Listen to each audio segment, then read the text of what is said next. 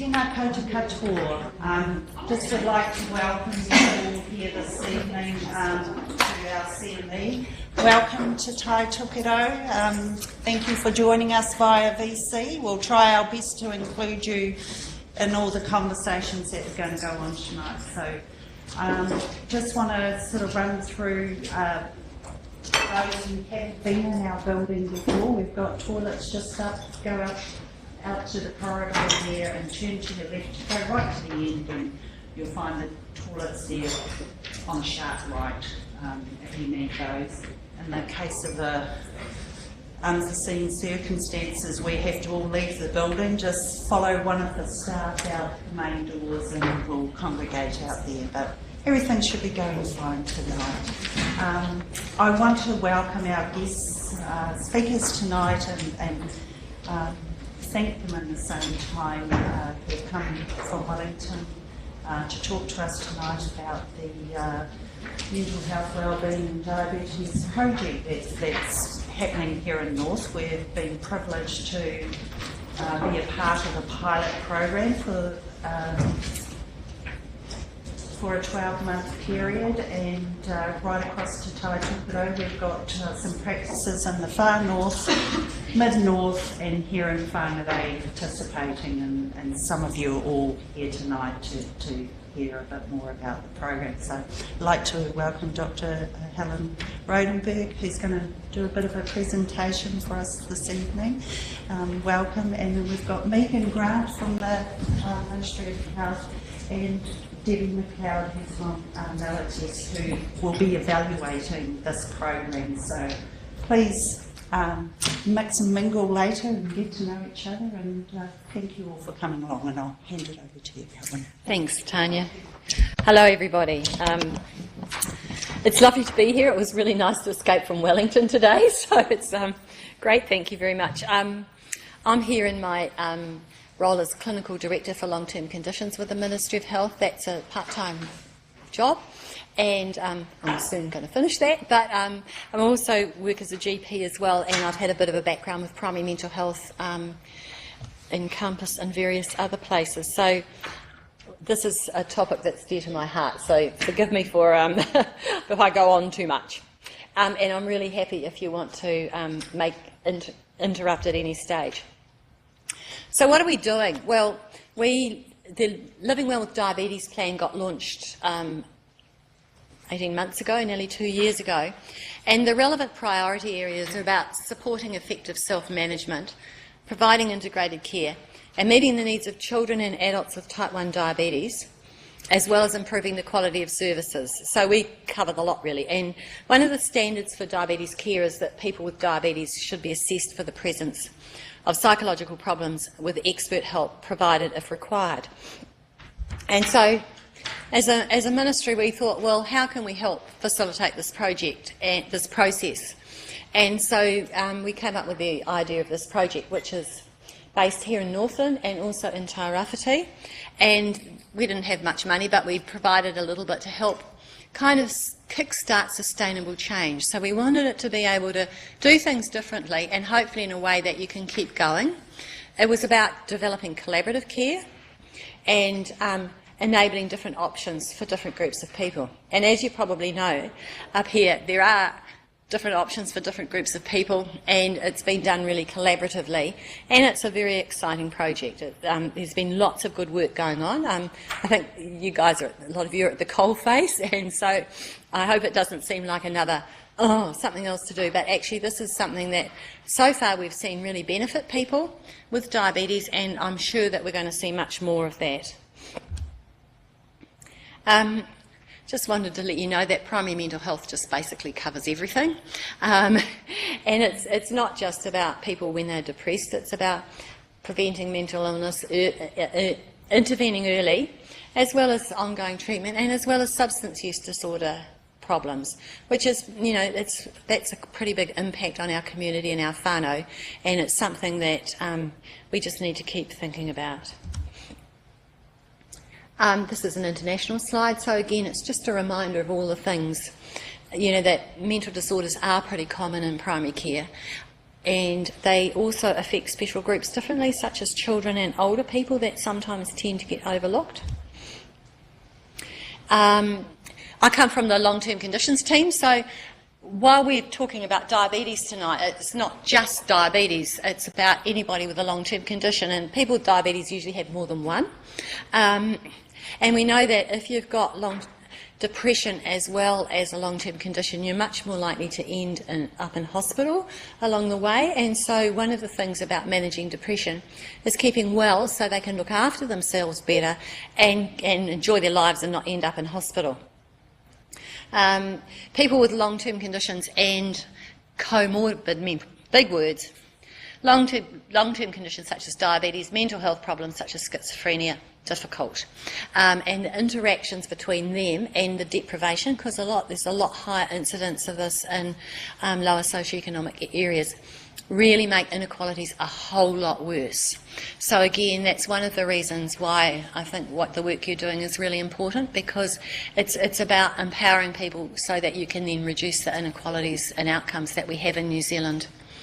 And people, again, there's been quite a lot of work around people with enduring mental illness having poor health outcomes, and so anybody that's registered in a general practice that does have a long-term mental health condition, and particularly if they're on an atypical antipsychotic, needs to be in your long-term conditions programs.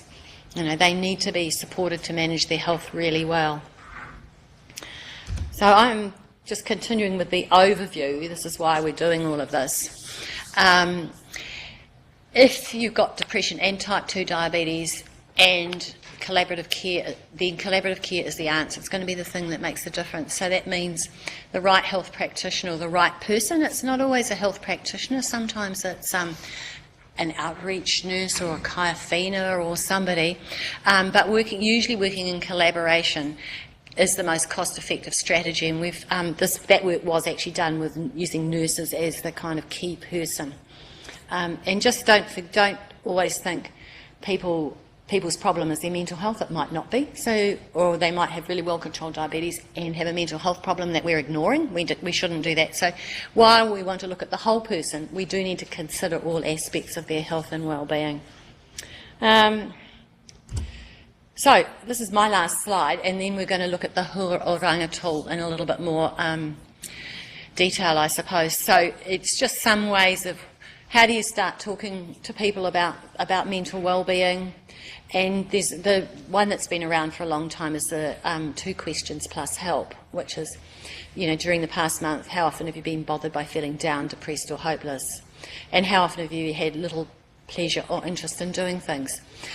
That's something that you can integrate into things like diabetes annual reviews, but probably it's almost getting a little bit dated now. I think this was something that started like 10 to 12 years ago, and it was something that we do in my practice. We integrate into our diabetes annual reviews, but I think we've kind of almost got past using that, because the better you know people, the more easy it is to pick up on mental health problems as well. And other words work, don't they? Stressed, worried, bothered. What about, don't forget to ask about alcohol and drugs.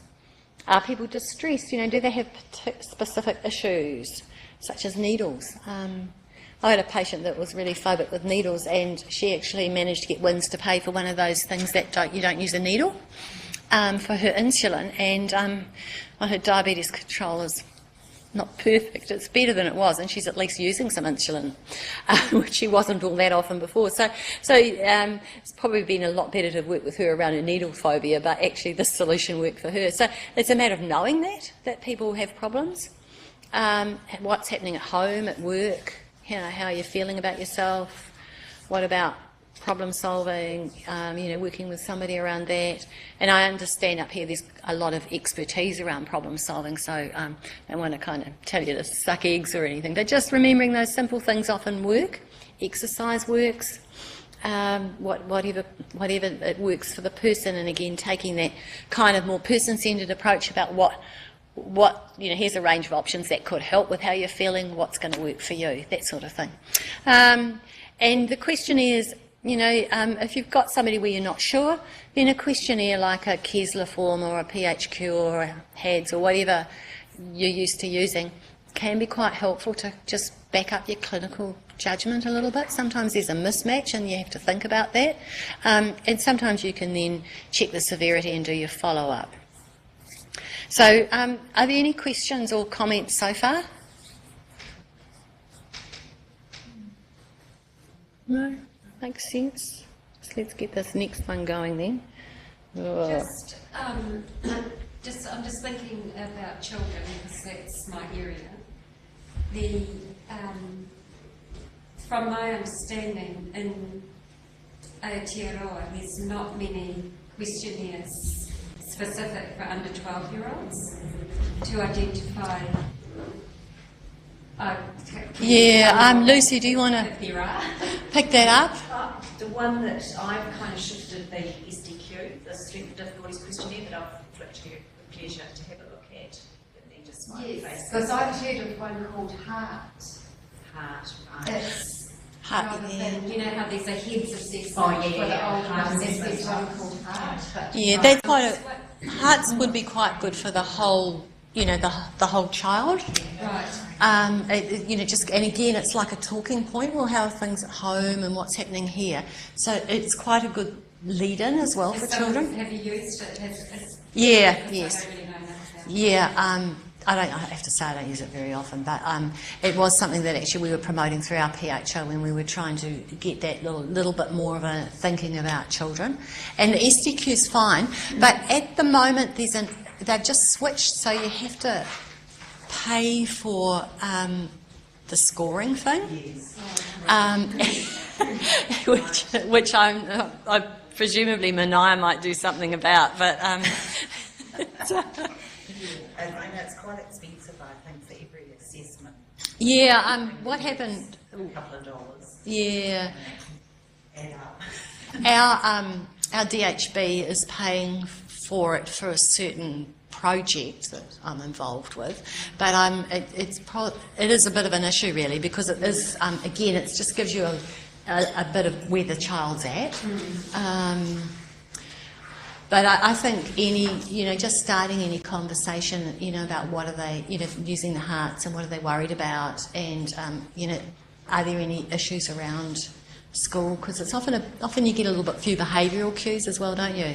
So I guess it's picking up on the behaviour and maybe giving the parents enough time to sort of also talk about what they've noticed with their child. Do you want to add anything to that, Lucy? No, I think it's right. Yeah. And again, I think with children it is about the family as well. So, it's kind of... So it sounds like you... But it might be worth downloading the hearts and having a look at it just as a way in, if you like. Because are you using the huaranga for the children? What are you using, Debbie? We haven't been using it for children, though, because it's just a small number. Yeah. Cool. Okay. Well, this is not my presentation. This is Simon Bennett's, who's done all the work on it. But Tanya knows heaps about it as well. Have you all been? Have you all used it? Well, the other day I got it. You talked about it with somebody? No, I haven't given it. So I wondered what the hell it was, and I've been trying to Google it, and you get lots of things that come up and say, this is a review of Huaranga. Right. So now that I've got it, I think, oh wow, this is really cool. Yeah. Some mixed responses. I mean, with some, especially the younger cohort, and especially in some of our groups, they found it much too complicated. But when I put it in front of the chronic conditions youth facilitators, they loved it, absolutely loved it, and have actually just kind of looked at something that they could possibly utilise online. So, don't know. And so it could be the younger age group that they got too they just found the questions too much and too huge, and that they could be the much. Because Simon developed it with adults. Yes, it was an adult Older. group, and it was child. Yeah. Yeah. So that's why we didn't choose to use it with children. No, it probably wouldn't be appropriate, would it, Some of the really? concepts, maybe it's quite hard for children to grasp, like they're more, probably even sort of mid-teens on, I think, but. Yeah, and depends on about the cohort, you know, whether they're still at school, whether there's that, you know, whether they've got that educational background. Yeah, no, the concepts like, you know, do they feel secure in their identity, so they're adult sorts of things.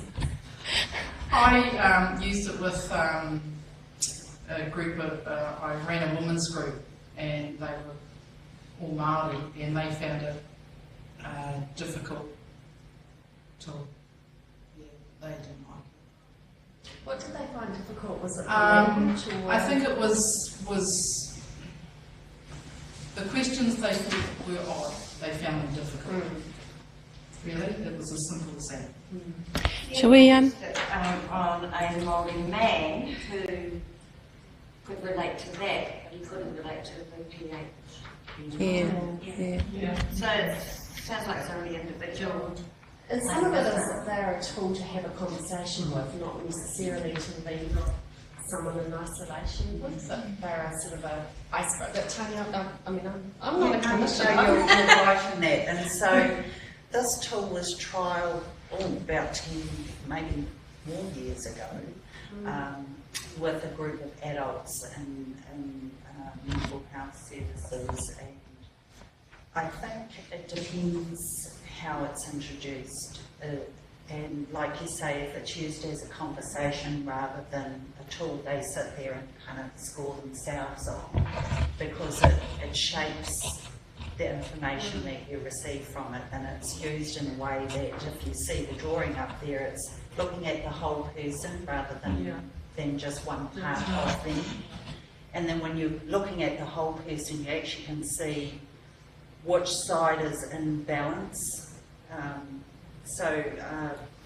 If you're familiar with Mason Jury's work with Te Whare Tapawha, that was looking at all things that make up the human being, and those four sides of the house represent the tinana, the person. Is there any more you want to add to that?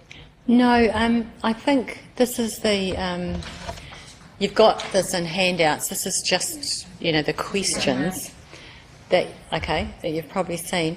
And I think Simon was quite good about, he talked a little bit about himself as well when he introduced it. So these are some of the ways, some of the things that he kind of would say, my tinana is not great, I've been having trouble shaking off this viral infection, and would just talk to people about using it in a bit more of a personalised context. Now, that may not be what you need to do all the time, but it's actually kind of saying, it is how you introduce it, and this is just a great way to make sure that we don't forget anything about your well-being, so that I'm using this as a bit of a check sheet, and we all do have problems with different parts of our health, and it's making sure we don't miss something like, are you feeling anxious? I've been worried, my te taha hininaro is not quite right. He was kind of introducing it as some ways of explaining how you're feeling. I don't know if you want to add anything to that. Yeah, and I suppose when it is about a conversation rather than an assessment tool, and it can be as flexible as that, so it's really not fixating on the actual questions, it's directing your questions to each side of the four sides that make up the person, so that you're getting that whole picture. I've probably been using it more informally, and since I have working for the credential, from the point of view of when you have a person seated with her, you tend to look at them physically and mentally at them, right? And you don't look at the stuff that might be going on in the background that you don't know. Like, my wife broke her arm 2 weeks ago, and she's the one that does all the housework, and we've had crap meals because I've been cooking, and that's why my diabetes is all up the chute, because I cook like crap. And the same guy, and my daughter who has a brain tumour is now living with us because she couldn't manage any longer in Auckland, so she's staying too. So, and she's so good, she's tired. I'm looking after her too. You think, well, holy moly, and this is a 86-year-old. No wonder that you, and it just reminds you to ask about the other stuff that's happening.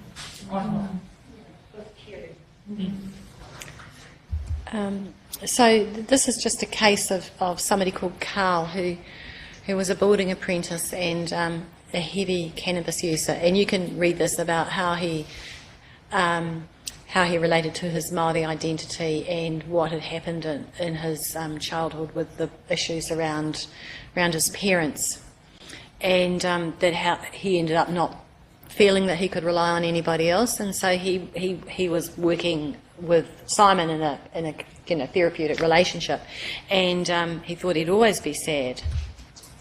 And so when he did the huaranga, you can see the blue as his score, and the 8 is kind of, and the initial score, and then the 8 is the after treatment. And I mean, I guess I'd quite like to be able to, I said to Simon, be quite nice to be able to show this to your patients. Hey, hey, look, you've made all this improvement. So clearly, it was quite useful in this context to show the changes. And I think you've noticed that a little bit, Debbie, already in the evaluation, haven't you? Yeah, so for the youth workshops, one of the pilot programs, the youth have been filling in the questionnaire at the start and at the end of the workshop series. And so some of them that at the start they had high scores and really they didn't have a lot of issues, and so there wasn't much change. But the few that had quite low scores before the workshops, they looked like that. The average sort of looked like really showing quite a lot of change as a result of the workshops. So although it's a useful tool for having conversations for us as evaluators, for trying to go back to the ministry and say, hey, how well did this program work? Having some before and after measures that we can demonstrate something like that with is really powerful. And it adds to people saying they feel better. It's like an objective measure that we can really look at.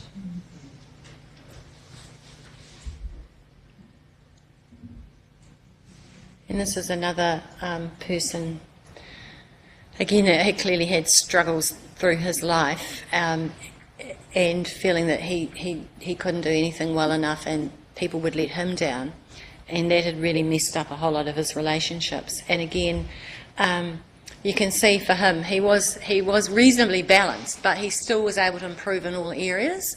So, I think again, if you were using this as a therapeutic tool and you were a psychologist, you might approach it slightly differently. But for us, if you're using it and somebody's reporting a whole lot of problems around their physical health, then you might want to put a little bit more into that. But if you've got the whānau issues, then that's quite clearly a way to actually work with that person to kind of get them rebalanced. So it's quite useful from that point of view to, again, just give a little bit of kind of direction and support around talking to people, but then how can we make a difference?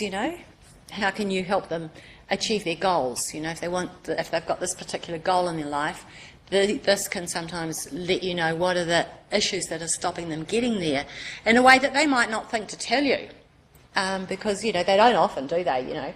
Sometimes something will come out and you think, well, I never knew that, and I wish I did, because it would have been really useful 2 years ago, So it is about kind of that, again, just supporting that slightly different approach to people. Oh, that's all there is. So now we've got time for discussion. And questions and comments, and if there's time at the end, if you wanted to get into doing some practicing role plays with using the tool, then that's fine too. We can do that.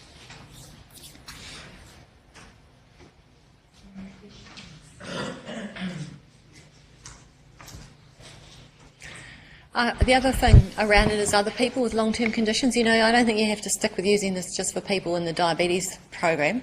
That Simon's quite happy for you to kind of use it with other people that you're seeing. And who's working in? We've got specialist diabetes nurses. Who's working in general practice? Who's here from general practice? And where's everybody else from? Manaia. PHO people? Yeah. And we've got Te Tai Tupiro up here. We've got Yeah, I was going to say I'm with the PHO, but Shanice. So I'm from Te Hawaro Ngāpuhi. I actually come through on the social worker side of aspect of things. So I do whānau, the whānau side of things, where I do the holistical approach about wrapping services around. And so we look at the whole whānau, all the issues that are impacting on the whānau. And we work together with the whānau to create a plan that best suits them and find tools that best suit them to get them on the path to wellbeing. Do you think this is useful for you? I see it as being a very good universal tool across all aspects of the work that I do, because I find whare tapawha is a perfect tool for assessing our whānau, because it's easy to relate to any ethnicity, any age bracket, and it's so simple and good to use. But yeah, I see it as a very good tool. Have you got any tips for using it or how to start the conversation? I find being just very open with them a good start, and then I usually ask them, actually talk to them that I'm going to ask about 4 special points in your life that can affect the way your life is going. And they go, what's that? So I said, let's look at your well-being, your health, as in, do you get sick a lot? And they might say, I've got, poor feet. I think I might have diabetes because that's something that happens in our whānau. I'm like, okay, so I'll take note of that. Then I say, well, talking in the whānau, how is your family? Are you getting along well? Do you relate to each other? Do you talk to each other? And they might say, I don't talk to my children. They're always angry at me. And that'll lead us into other issues. So could be saying, well, how do you feel about that? And I kind of just roll it into one question after the other so that they keep relating to each other. And if they keep relating, I can get more information to help the whānau more. So yeah, just the way you ask, I'd say, yeah. Thank you, that's great. Can I just say, she also just shared when you were talking about children, a fantastic tip for showing children about the well-being. Do you want? Yeah, it was great. So I studied for bachelor's in social services. A good friend of mine, when we had we had to do an assessment, and she is whare tapawha, and what she did was she used a balloon. So she'd say to the kids, okay, so, when we first met, you weren't feeling too great, so we only blew up the balloon one breath. And she goes, but now that you've come along and we're feeling a lot better, we're going to blow it up maybe 2 or 3 more breaths. And so as the balloon grew bigger and bigger, they'd write more positive words on the balloon about how the child is feeling. And that way the child got to see how they come from a little deflated, ugly-looking balloon to this big, beautiful, bright balloon that's now covered in positive things. And the kids loved it, the blowing it up, because then they got to see how they grew with the balloon. Yeah. Thanks, Debbie. Yeah. Debbie's just taking off to the airport. Yeah. Thank you. Thanks heaps. That's a really good little trick, isn't it? The balloon. Yeah. Yeah, I just thought because someone mentioned about children, so we thought it might be appropriate to share. What age children? She used it for around about 5 to the age group between 5 to 8, 9, because we realised that around about 8, 9, or about 9, 10 children are a lot more clued on. They understand a lot more, and people still think, oh well, they're a little kid, but unbeknown to them, a child can actually take in quite a lot and understand a lot more than what they show to adults. So she found it worked best with 5-year-olds to 8-year-olds, only because they like the whole visual thing of the balloon growing and then the balloon kind of representing the child as they grew bigger and brighter. Yeah. Cool. Any other questions or comments?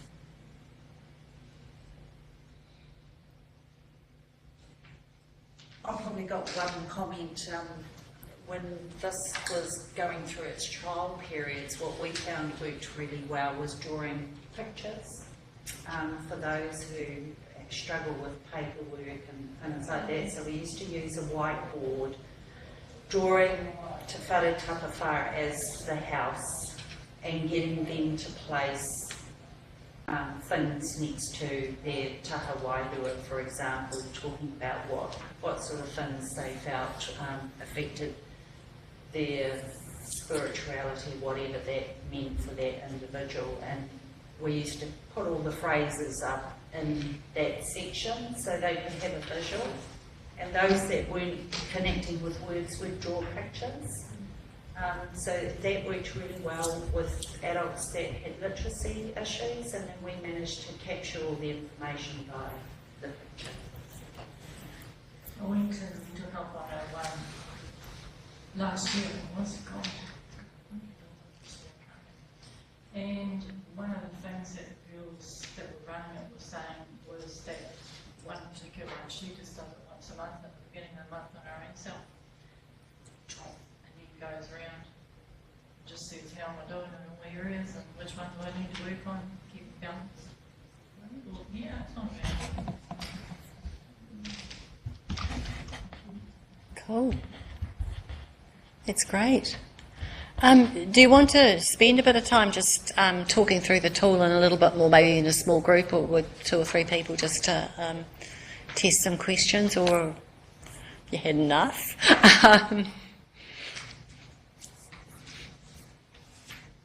Any other questions about anything related to the topic?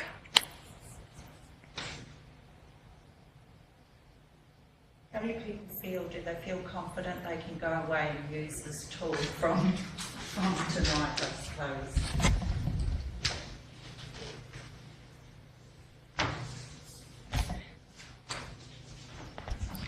Excuse me? As in the tool you're talking about, Te Whare Tapawhara tool. Yeah. The huaranga as a talking point.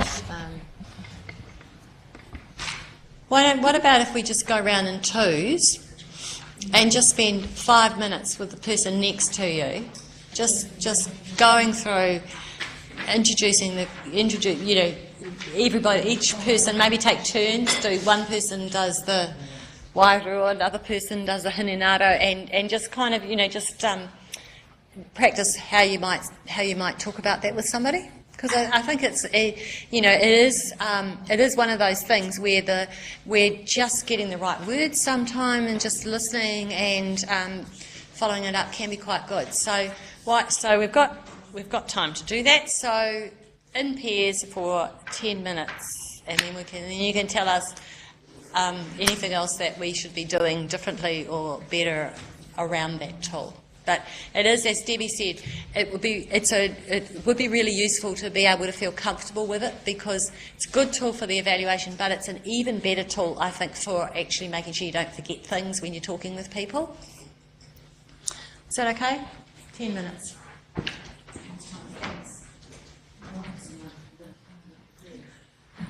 Grab some more tea because we're still hungry.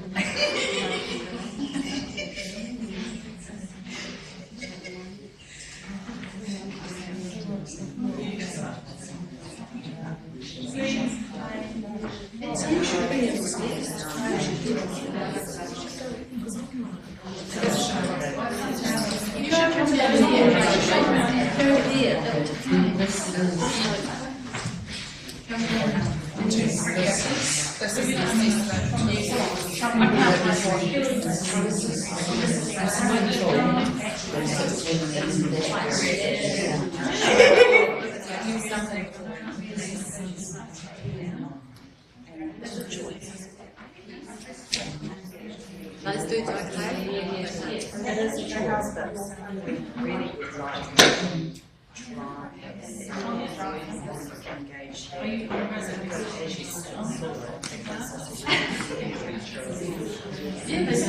What should be said, so this is packaging primary but restoration.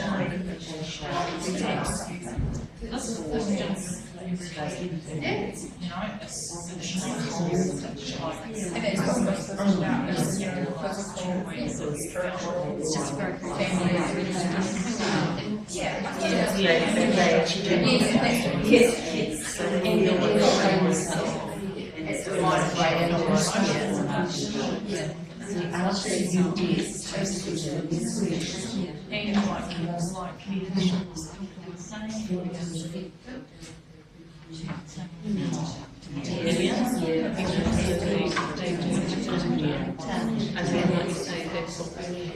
I've been in a relationship with you for years.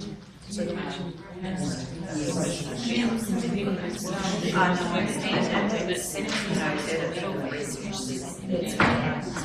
with this one,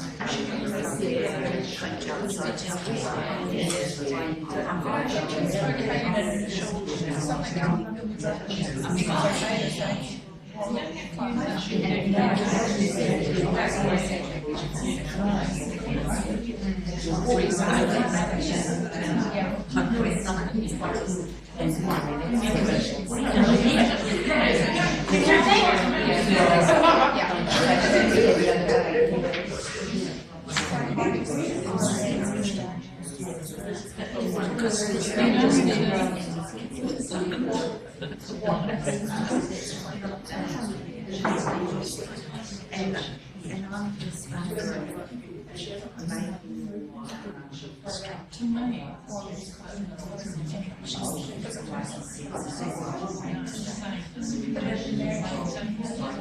we might run out of sessions.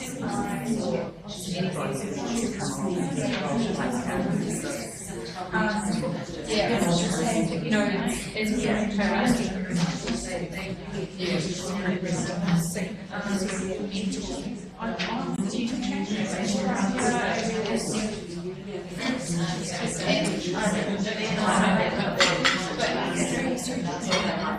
we've been trialing this other things about taking this program. We love it. So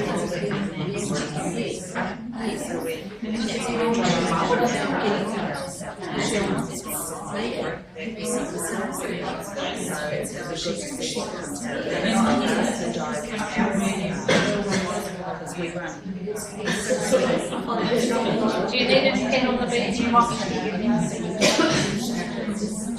So 6 weeks standard ones, and then we've tested diabetes. Yeah, so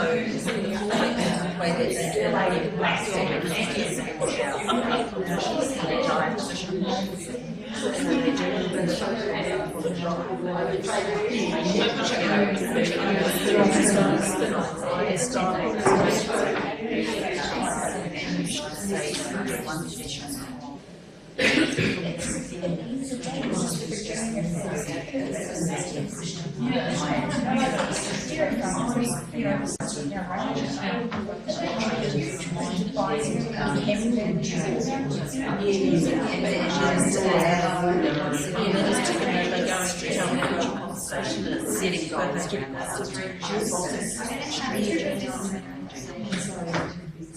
yeah, so that's we haven't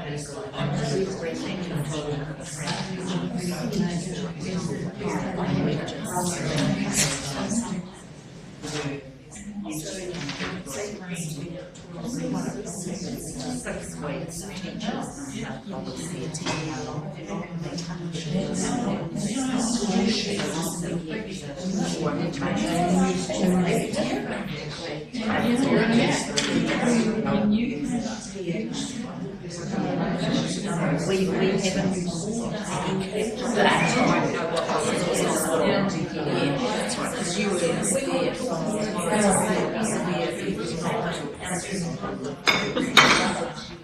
We won't beach house.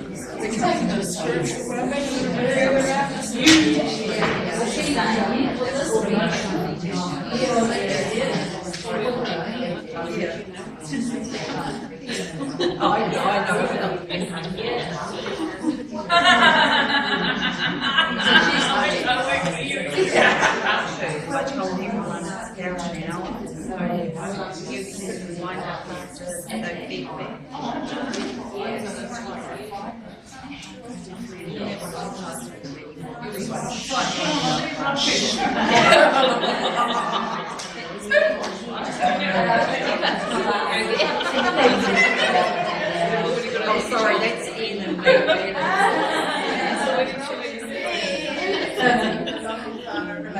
So you find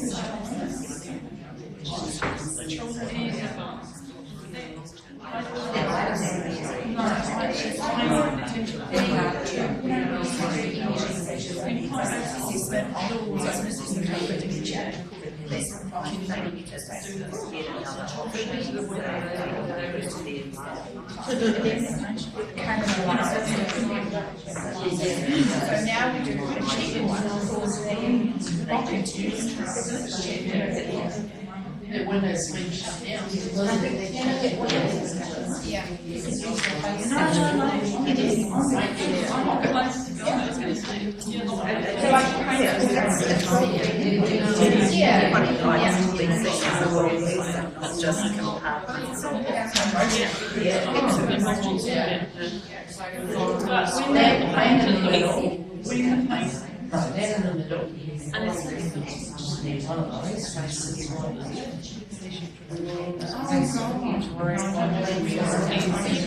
of everyone, you could have a really sad face and then like a ho-hum face and then a really happy face. Like add another one. Yeah, well, I'm kind of okay. Yeah. And they get this kind of corporate face. But just in using something like that, I'm kind of where I'm responsible. And then part of the china. Yes, but also nothing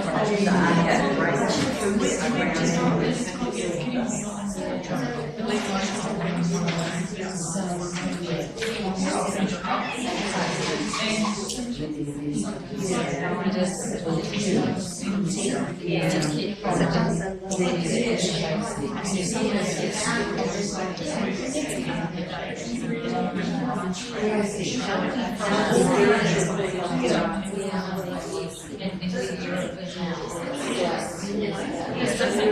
do have some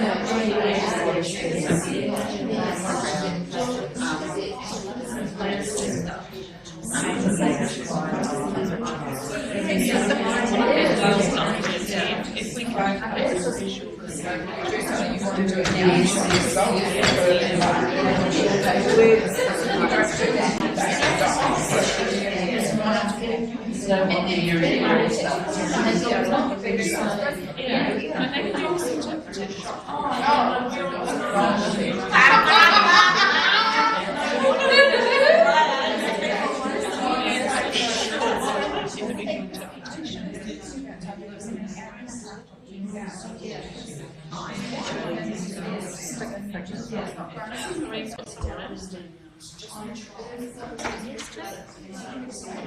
How are you two? There's three now.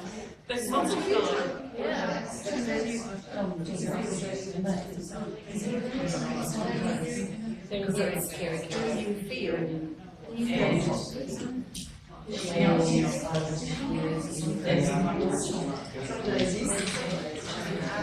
See, I'm not here for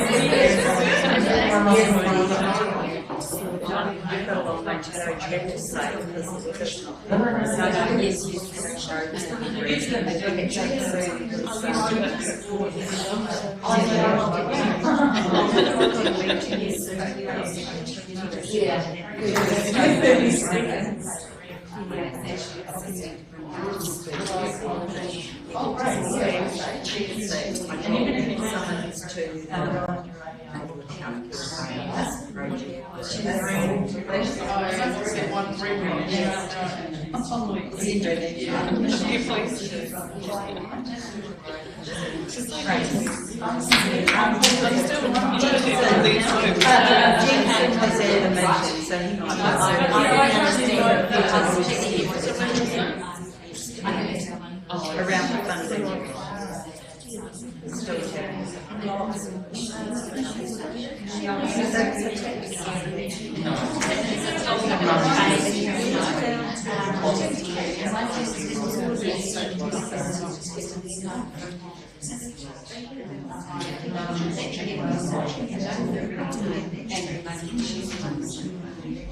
So it's going to increase it. One of the things you were saying that was really helpful is because it might be that you can practice when you're writing something who's outside of the class to practice to do that, to do that.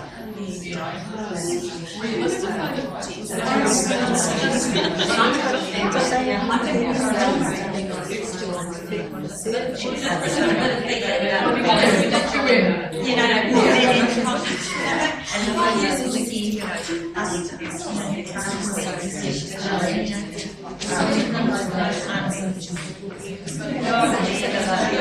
I'm waiting for my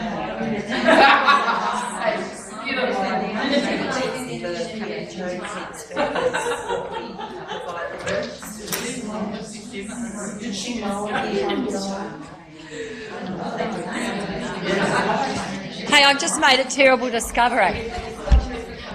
Some people have finished talking about the tool and they've moved on. So I think we might kind of do a little bit of a summary round. So I'm not sure if you guys up in Kerikeri have had a talk about the tool, or is there any other feedback you'd like to give? But you can be first. Thank you for that.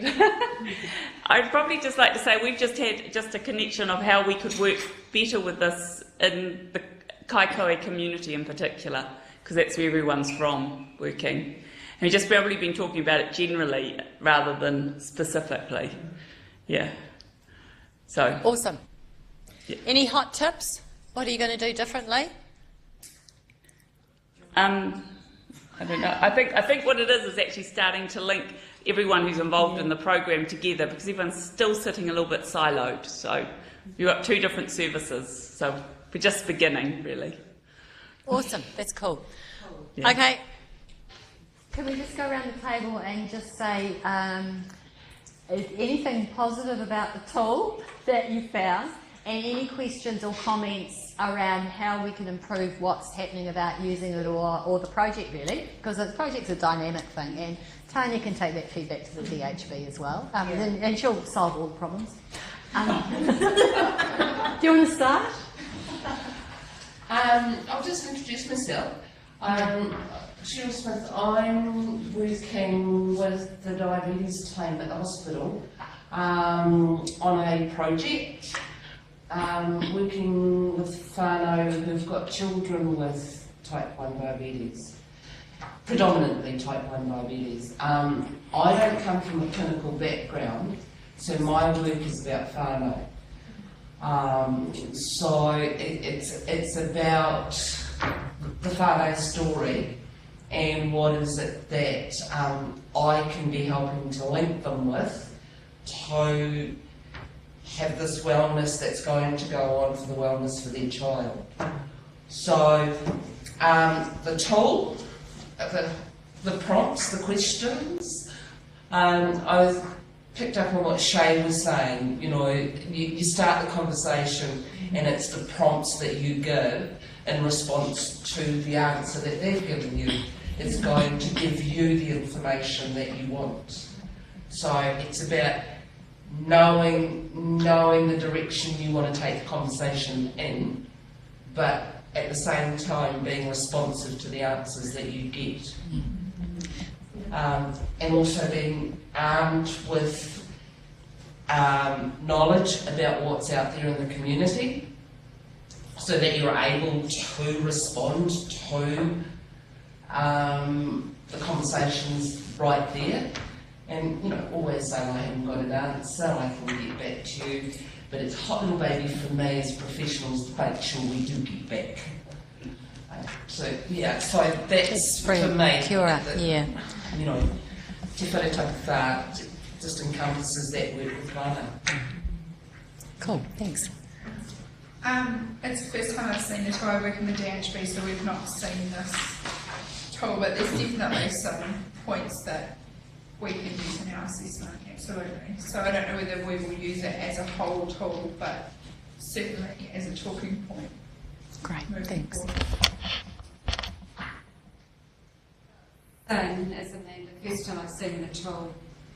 I'm the sort of person that needs to think about things, absorb them, and I'll come up with how I feel about them after I've sort of used it and looked at it. I'm not good at making snap decisions about things that I'm quite a reflective sort of person. Awesome, thank you.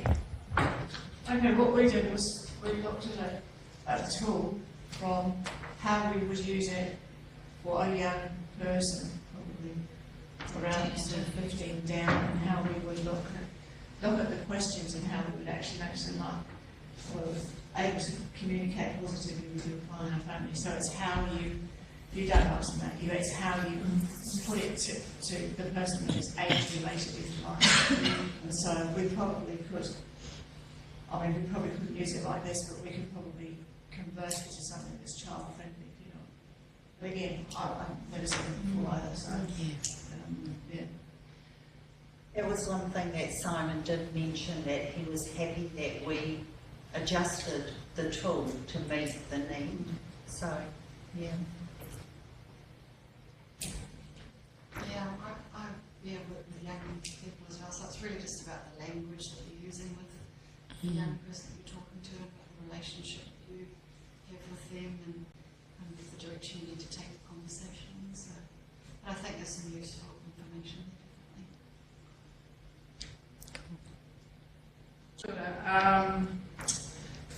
Well, for me, I want to alter it, and that's just my experience of using it. So I'd like to alter it because some people struggle with how you've got the happy face stuff up the top, and then it's all blank in there. They were like marking all up here, you know, so a little bit so they flow. And also probably just language. I think that's the other thing that I found was it's the language that's really sort of like, what are you talking about? You know, and so for some people it's that they can't relate to that language. So that's what I would do. I would change it. Can you translate it, do you think? I mean, I'm just kind of wearing my Debbie hat.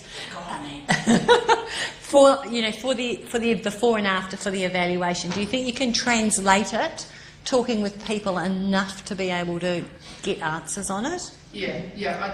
I mean, going forward we can do things differently, but just for that part, if you can. Oh, absolutely. Yeah. Absolutely. Yeah. I mean, for me, I guess, you know, it was a sort of situation where, because I've had sort of not great experiences with it, I stuck to the PHQ9 because I asked them in a way that I asked them, which is going through it, but asking it my way.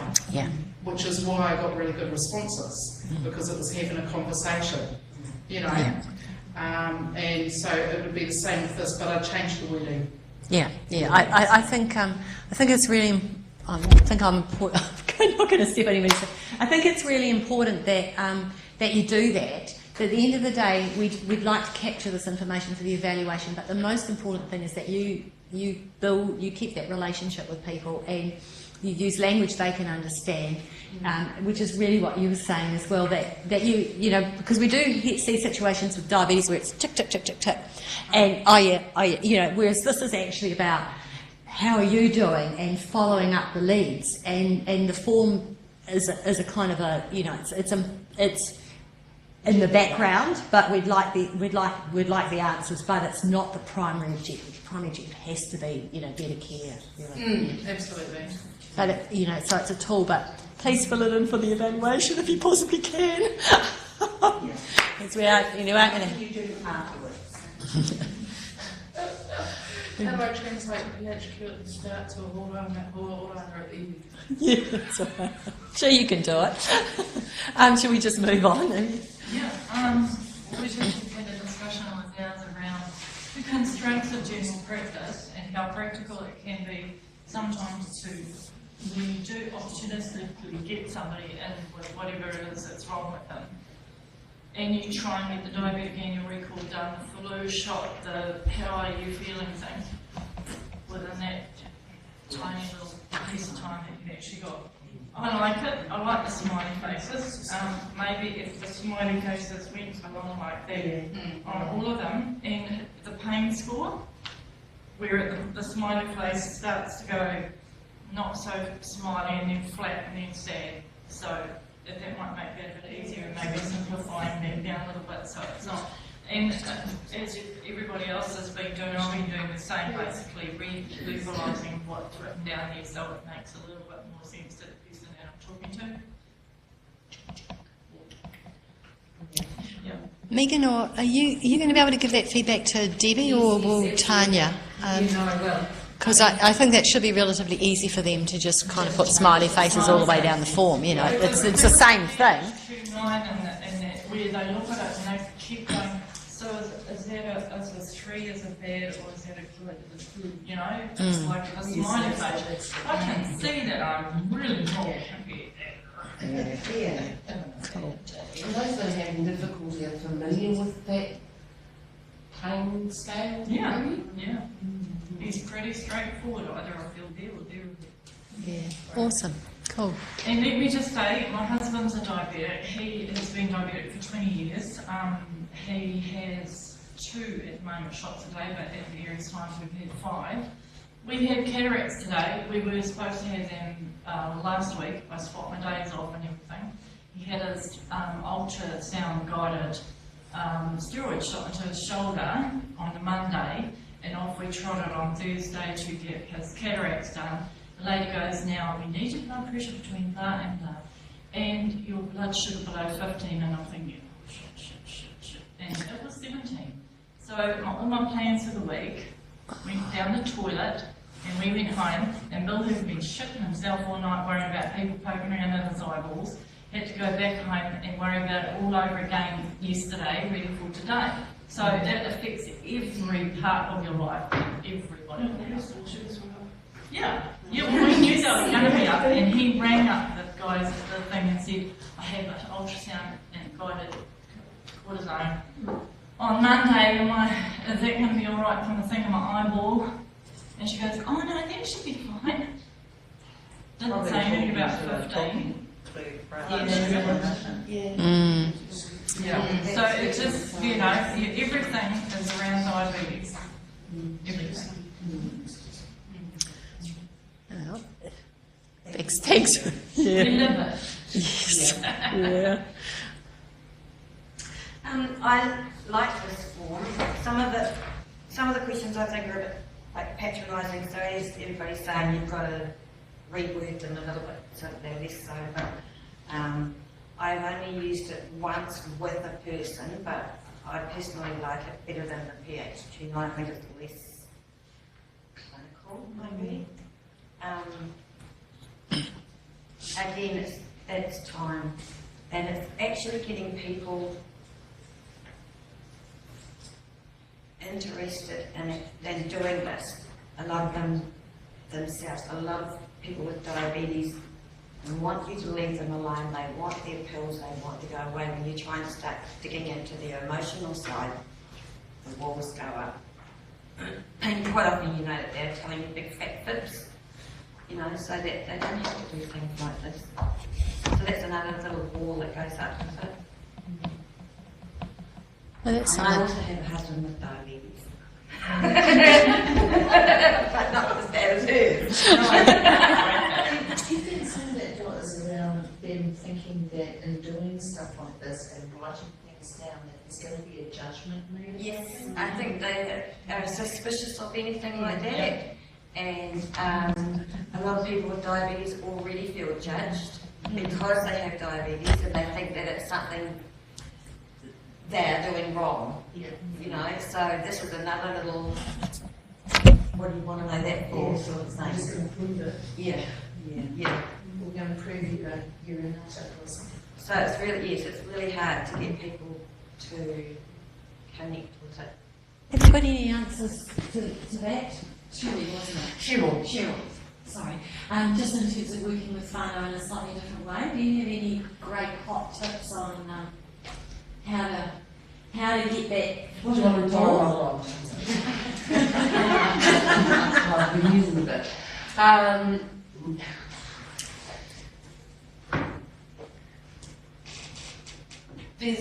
Everybody is just so different. You know, everybody's story is different.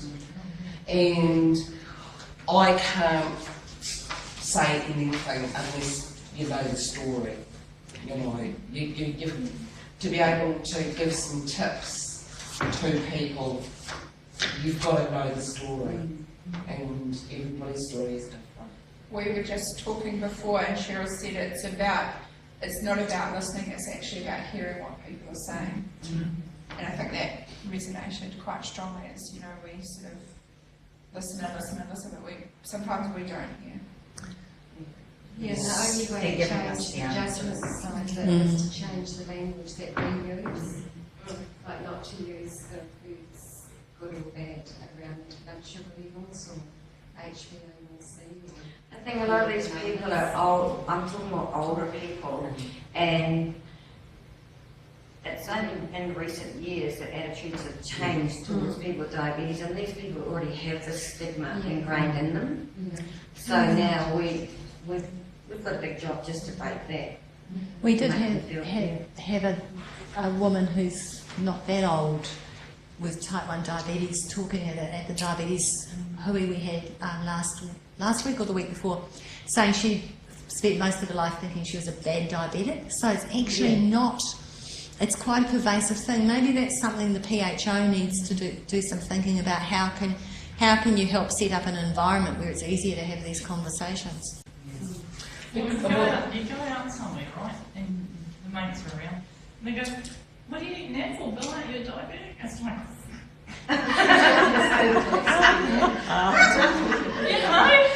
it's people out there. Have you got those with the etiquette cards that you can just give them?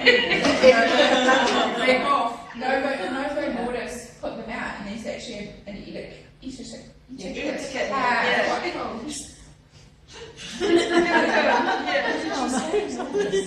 We're learning heaps tonight. I'm sorry, guys. I sort of feel like you're probably wanting to go. So should we just quickly go around the rest of the group with just any feedback, comments?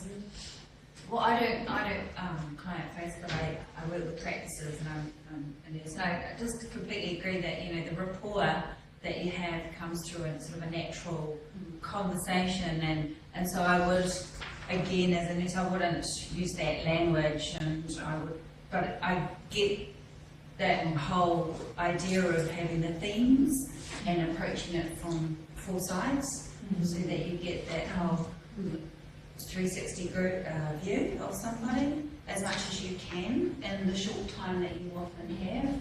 But I guess the beauty of this pilot is that you've got your extended consults, so that's quite a luxury, and it'd be great to see it carry on.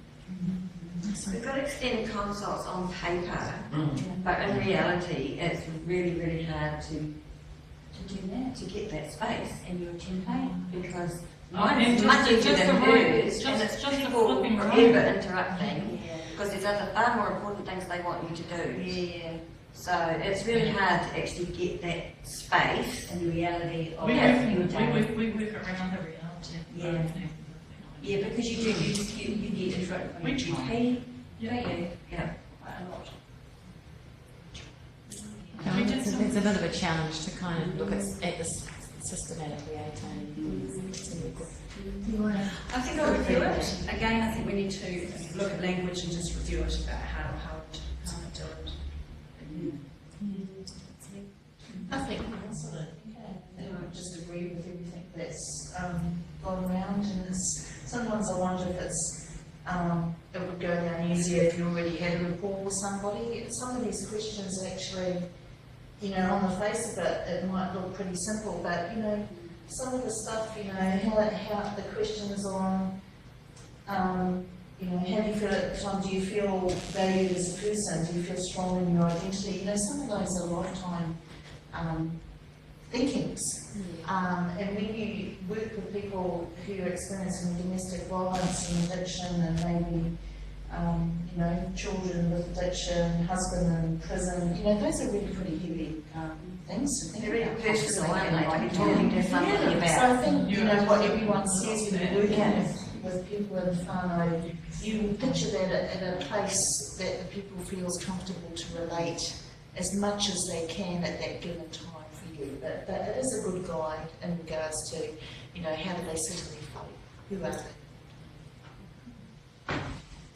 I think we just kind of talked globally about the assessment, and I gave an example, which you'll see that little funny picture on the board, as how I used to use it. That is exactly what I did the other day. Yeah, so I didn't actually use the house. I drew a person, which did, kind of a terrible drawing, but it kind of helped guide the person I was working with, like the little spiral in the stomach talks about the epoku, you know, what things are really troubling you, and really that was about their emotional state, what was going on. And the heart stuff was the wider stuff, what kind of stuff helped guide them through that. And then we'd talk about the head, the antenatal stuff, and the arms actually represented who's around you, like I do these kind of things. Who supports you out there? Who are part of your family? And, you know, for some people who don't have families, that family could be your friends or somebody you know who supports you. So it was just a way of gathering all that information about the individual, having a conversation, and the actual form I would actually fill in, because they would give me responses where, and I'd ask them, oh, between 1 and 5, how do you feel about it? And I then know exactly what smiley face or number to put on. And, Fine, Vivian. yeah. But you are right, the questions are difficult because you wouldn't directly ask that question to somebody. But somebody that's capable, you could give them the form to go away and fill in themselves. Would it be helpful if Tanya or the PHO or somebody produced you a little bit more of a toolkit around this that had some pictures in and stuff like that? No? I don't know. I'm just thinking, like when I helped you guys out the other week, I didn't know any of the people, so I was cold calling, and I managed to do an assessment PHQ on everybody, and I really think some of it too is how you have that conversation, because they didn't know me at all, you know. And So in some ways that possibly worked for you in your favour. Yeah, and the fact that you're on a phone might help as well. Pardon? The fact that you're doing it on a phone, It's not that. they're not going to look at you. Yeah, well, that's right. You know, And it's also taking the time, eh? Because it was about, you know, hey, look, got this wonderful project, you've got criteria, etc. And then right at the end, it was like, you know, and just before we go, I've got a question in. You know, and they were all really good about it. Would it be possible to do the next lot coming through this tool? Yeah, wow. Yeah. Same thing. Just change the questions though. Yeah. Because I don't like those ones. So certainly if you get people engaged, you can then kind of get them in for an extended time to kind of follow that's through basically and what set the goals and make the plans, can't you? You know, so it's about... I can relate to what was just said there around the project that I'm working with the DHB. It's about selling it, and it's to every family I engaged with, I was selling it in different ways in response to the reactions, the responses I was getting from the family. They were all getting the same information, but it was all very adapted to who I was talking to. So it is to get that buy-in, and you know which ones you've got, and then you go on to the next step. And I think having fatigue doing it, like I say, it's somebody that they don't know. Like if I offered, I know there's about 3 people that I've offered the pilot to, and they know me. I've been in that surgery for 13 years, and they're like, oh, what's this shit? You know, and they don't buy it from me, but because she's like, hello, I'm just, yeah. And they go, oh, free stuff. Saying to me, oh, it's really good, I haven't won anything. Because that's how I saw it. She said, congratulations, you've won it for one of the best on the yeah, well,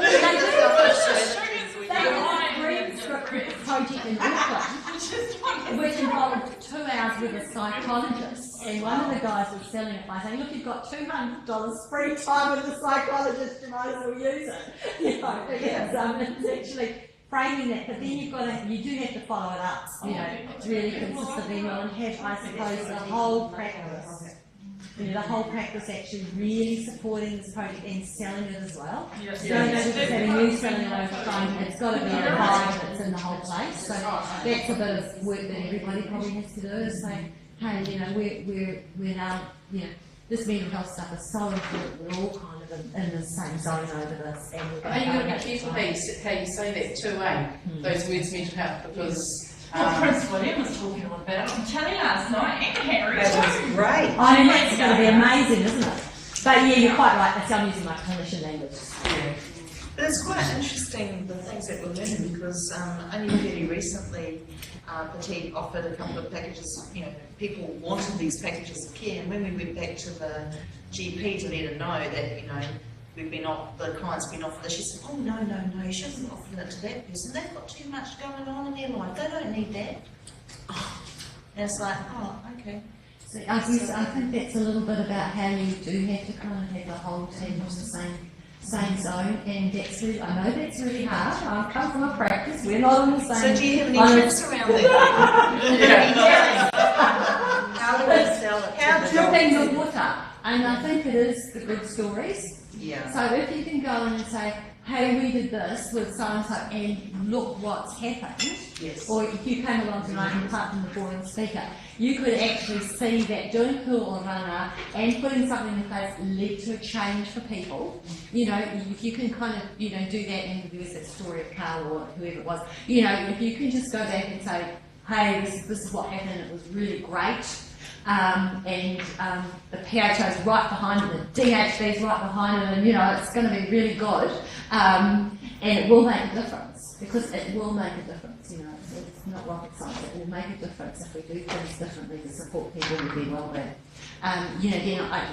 But it is tricky water, and it's working a bit with the willing. But what you don't want is somebody that's kind of got all psyched up to come along to this amazing appointment to have their doctor go, oh, what are you doing that for? Exactly. So you do have to kind of, you know, do a little bit of the, not exactly beating up, but that messaging, really. So, and I think that's something hopefully the PHO can help with as well, around all that really, you know, good positive messaging about how important it is. So what's that, sorry, because we're not using this, so what's the follow-on, like once you've done the assessment and I guess you put a BTEC or something like that, or what's the follow-on from that, from this assessment ongoing? So the people getting a range of options around support, aren't they?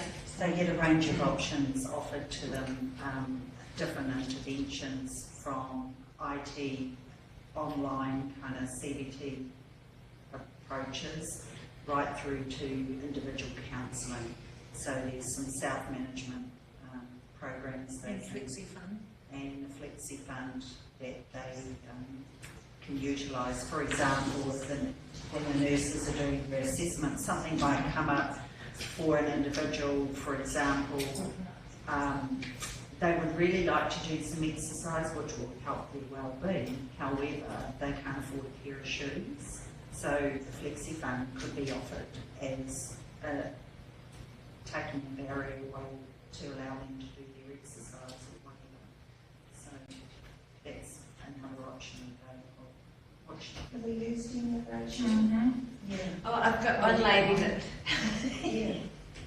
and the rest was the shoes. Like she's really, you know, low income lady, and buys some special shoes for her feet because of her diabetes. Yes. And she knows how expensive they were for her. Yeah. So